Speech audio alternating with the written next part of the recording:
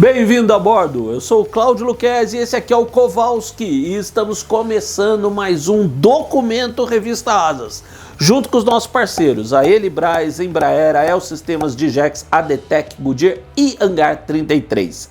E assine a Revista Asas, o complemento ideal aqui para o canal. E você assim também apoia esse nosso trabalho. E vamos lá, porque pensar faz bem. Responde aí. Você assistiu Oppenheimer? Se não, assista. Recomendo e muito. E agora já está no streaming. Agora, se já assistiu, com certeza lembra da cena em que o general Leslie Groves anuncia para Cillian Murphy, que vive o pai da bomba atômica e a sua equipe, que tem um presente de Natal para eles. E então entra Kenneth Branagh, que vive o físico nuclear dinamarquês Niels Bohr. Perguntado sobre como escapou da Europa ocupada pelos nazistas, Branagh arranca gargalhadas ao responder: os ingleses me colocaram no compartimento de bombas de um bombardeiro. E aí, isso rolou mesmo? E se rolou, como foi? Você vai descobrir essa história nesse vídeo. E já te adianto, sem spoiler, a verdade é muito mais impressionante do que o filme de Nolan faz a gente imaginar. Primeiro, vamos deixar claro que quando Bohr se uniu ao programa ultra secreto da bomba atômica norte-americana, o Projeto Manhattan, ele era provavelmente o mais famoso cientista do mundo depois de Albert Einstein. Mas o seu país, a Dinamarca, estava sob o jugo nazista desde abril de 1940. Aliás, ele estava em seu laboratório em Copenhague tentando dissolver em ácido, imagina, 2 medalhas de ouro de prêmio Nobel, dadas a ele por cientistas judeus seus amigos, quando as tropas alemãs entraram na capital dinamarquesa. Ele tinha recebido as medalhas desses amigos que fugiam da perseguição da Alemanha de Hitler, e Bohr não queria, imagine, que o ouro dessas medalhas fosse justamente cair na mão dos nazistas. Ele próprio tinha leiloado a sua medalha do Nobel, naquele ano mesmo, para doar o valor para as vítimas da Guerra de Inverno da Finlândia com a União Soviética. Aliás, Bohr era filho de mãe judia.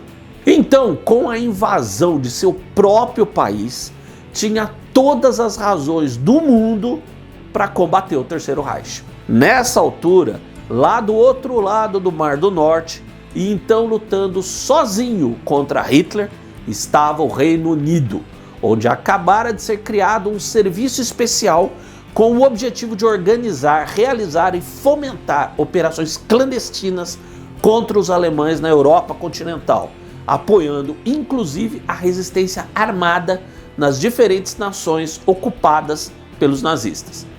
Esse serviço era o SOE, de Special Operations Executive. E em 1943, um agente do serviço fez uma primeira aproximação com Bohr, sugerindo uma fuga para as Ilhas Britânicas, o que foi recusado. Mas pouco depois, o físico recebeu uma nova mensagem através do SOE, num microfilme escondido numa chave. Ele continha uma mensagem de um amigo inglês de Bohr, o professor James Chadwick, da Universidade de Liverpool, em que esse lhe pedia para deixar a Dinamarca indo para o Reino Unido, citando que os aliados tinham um problema específico em que a sua assistência seria de grande ajuda. Tempos antes, o próprio Chadwick havia ganho um prêmio Nobel pela descoberta do nêutron e liderava a pesquisa britânica sobre a bomba atômica. Apesar disso, Bohr novamente recusou, acreditando ser mais útil à resistência permanecendo na Dinamarca. Mas depois confessaria que o tal problema citado por Chadwick lhe despertou o interesse.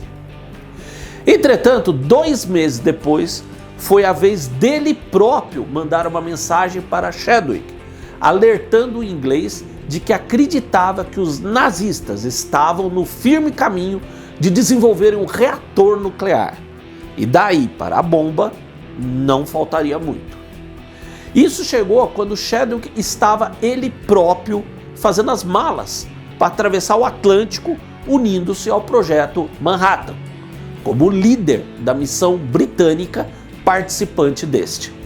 Mas foi só quando Bohr foi avisado pelo irmão de que havia uma ordem de prisão para ele com a Gestapo, a terrível polícia secreta do regime nazista, e ao mesmo tempo lhe tinham dito que em outros países tudo indicava que se preparava uma deportação em massa dos judeus dinamarqueses, rumo ao extermínio nos campos nazistas. Aí ele teve que se decidir. Era muita coisa para se ignorar. Em poucas horas, Bohr e sua esposa Margaret deixaram a sua casa. Aliás, o esquadrão da Gestapo já estava a caminho dessa. Escondido numa cabana no litoral do Báltico, o casal foi resgatado por um pequeno barco e levado para a Suécia. Mas a chegada ao país neutro não significou segurança. Na verdade, como muitas capitais neutras, Estocolmo se convertera num antro de espiões, agentes duplos e delatores de ambos os lados da guerra. E a chegada do físico nuclear mais célebre do mundo era com certeza um prêmio dos mais valiosos. Em Estocolmo, Bohr realmente valia o seu peso em ouro, ou urânio. Foi então que o físico reconheceu que a sua única chance era embarcar no Expresso de Estocolmo, que não era de jeito nenhum um trem. Esse Expresso era, na verdade, uma linha aérea mantida pela companhia britânica BOC, a British Overseas Airways Corporation, ligando o aeródromo militar de Lookers, na Escócia, ao aeroporto sueco de Bromma.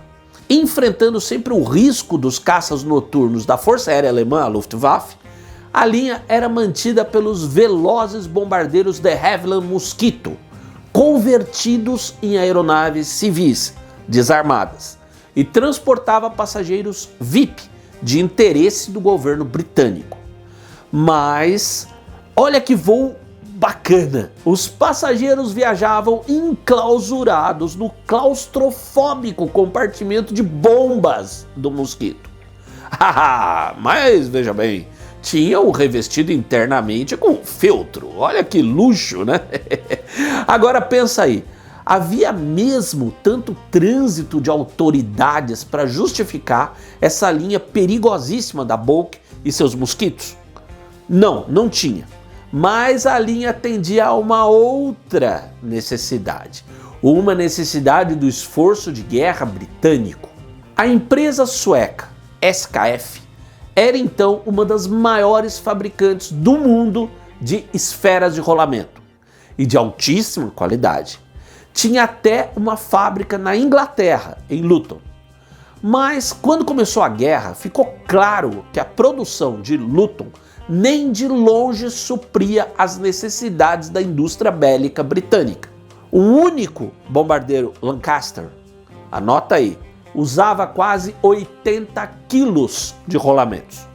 E tudo mesmo usava rolamentos, de canhões de artilharia aos motores Merlin. Embarcações operadas pelo próprio SOE tinham furado o bloqueio naval alemão e levado cargas de rolamentos da Suécia para a Escócia, mas era muito arriscado. E foi assim que surgiu a linha da BOC. Quando não havia passageiros, os mosquitos levavam preciosas cargas de rolamentos. E não havia avião melhor que o Mosquito para isso. Como a gente já viu aqui, com seu projeto genial, incluindo a construção em madeira, ele voava com agilidade e em alta velocidade. Passava de 650 km por hora. Era assim mais do que capaz de escapar dos caças noturnos alemães. E tinha um alcance que permitia cobrir a rota da Escócia à Suécia, e com uma excelente carga útil. Num único voo, trazia para a indústria britânica quase 650 quilos de rolamentos. E podiam ser feitos até 3 voos por noite. Mas em 6 de outubro de 43, a carga era outra. Ainda na escuridão das noites de outono, pouco antes das 6h30 da madrugada, Niels Bohr foi instalado no compartimento de bombas do Mosquito FB-6 da Boeing, que tinha o registro civil G-AGGG e tinha pousado pouco antes no aeroporto de Bromma. A tripulação de 2 aviadores instruiu rapidamente o físico em como usar o sistema de oxigênio, pois voariam muito alto, e também como falar com eles no voo, pelos intercomunicadores a bordo. Também lhe deram um paraquedas e um conjunto de sinalizadores luminosos. E então o trancaram no exíguo compartimento de bombas. O voo durava cerca de 2h30. Deixando a Suécia, o Mosquito subiu rapidamente, passando dos 7.500 metros de altitude, bem além do máximo que um ser humano consegue ir sem suprimento de oxigênio próprio, especial. E também muito frio. Os 2 aviadores, que de fato eram da RAF, a Força Aérea Britânica, estavam tranquilos. Nenhum caça inimigo tinha aparecido. Sequer desconfiavam que seu precioso passageiro estava próximo da morte. Niels Bohr tinha, como diríamos, assim, uma cabeça de tamanho generoso, que não tinha se acertado com o capacete de voo de couro dado a ele, de jeito que não ouvia nada vindo do cockpit do Mosquito. Não tinha conseguido colocar. E Bohr, sem experiência alguma no avião militar, de fato não tinha entendido muita coisa de como usar o oxigênio. Foi nessas alturas que o radiooperador lhe perguntou se estava tudo bem, e óbvio não teve resposta alguma.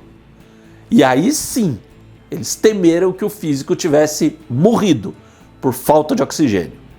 Mas não tinham como baixar de altitude, era muito arriscado. Se fizessem isso, com certeza iam ser pegos pela defesa aérea alemã.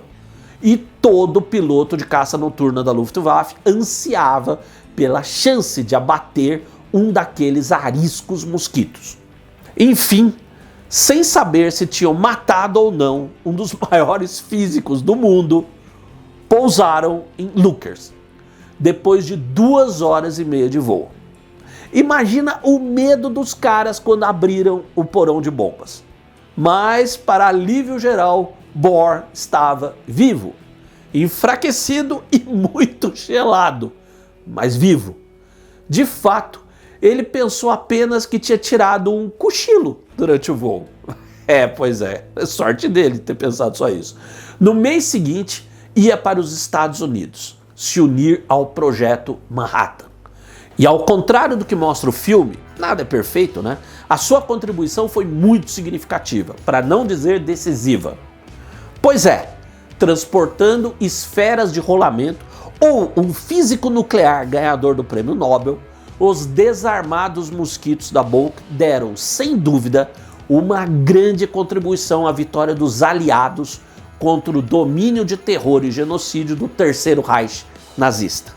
Uma contribuição que hoje muita gente não conhece, mas que você conheceu em detalhes aqui, comigo e com o Kowalski, no canal da Revista Asas.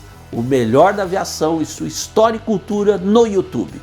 Um grande abraço e até o próximo voo.